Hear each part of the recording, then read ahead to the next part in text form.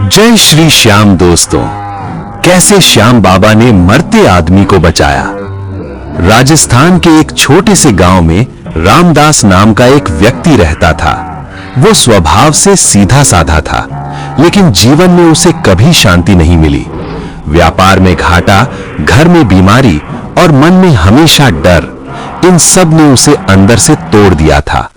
उसने बहुत से देवी देवताओं की पूजा की, लेकिन आस्था कभी गहरी नहीं बन पाई। उसे लगता था कि भगवान सिर्फ किस्मत वालों की सुनते हैं। एक दिन रामदास को अचानक तेज सीने में दर्द उठा। गांव के वैद्य ने देखा और सिर हिलाकर कहा, अब इसे शहर के अस्पताल ले जाओ, देर हुई तो बचना मुश्किल है। परिवार घबरा गया। रात का समय था, बारिश हो रही थी और साधन भी पूरे नहीं थे। रास्ते में ही रामदास की हालत बहुत बिगड़ गई। सांसें उखड़ने लगी, आंखें बंद होने लगी। सबको लगा अब अंतिम समय आ गया है। उसी समय उसकी पत्नी फूट फूट कर रोने लगी। उसे याद आया कि उसकी मां अक्सर खाटू श्याम बाबा का नाम लेती थी। मजबूरी और टूटे दिल से उसने जोर से कहा, हे श्याम बाबा, मैंने आपको कभी ठीक से नहीं पूजा, लेकिन आज मेरे सुहाग की रक्षा कर लो। अगर ये बच गए तो मैं जीवन भर आपका नाम लूंगी। गाड़ी एक सुनसान मोड़ पर अचानक बंद हो गई। बारिश और अंधेरे में सब घबरा गए। तभी दूर से एक घोड़े की टापों की आवाज आई। कुछ ही क्षणों में एक नीले वस्त्र पहने तेजस्वी चेहरे वाले व्यक्ति को उन्होंने देखा। आंखों में करुणा और चेहरे पर अद्भुत शांति थी।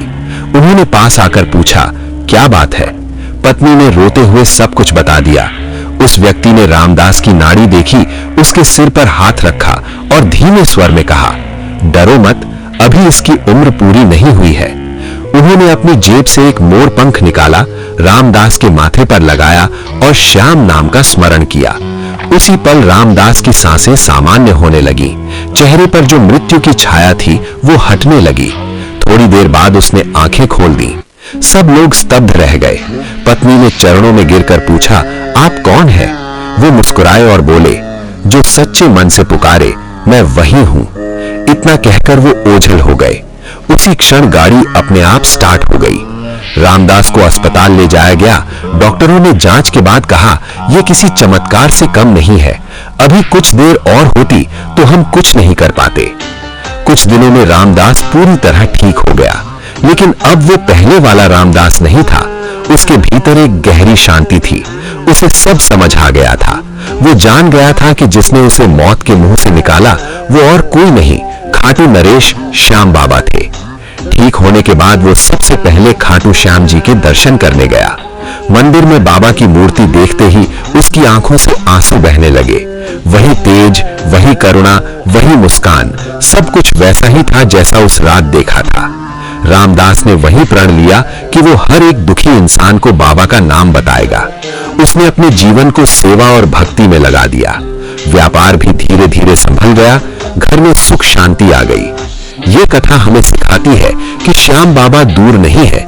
सच्चे मन से पुकारो तो वे किसी न किसी रूप में जरूर आते हैं।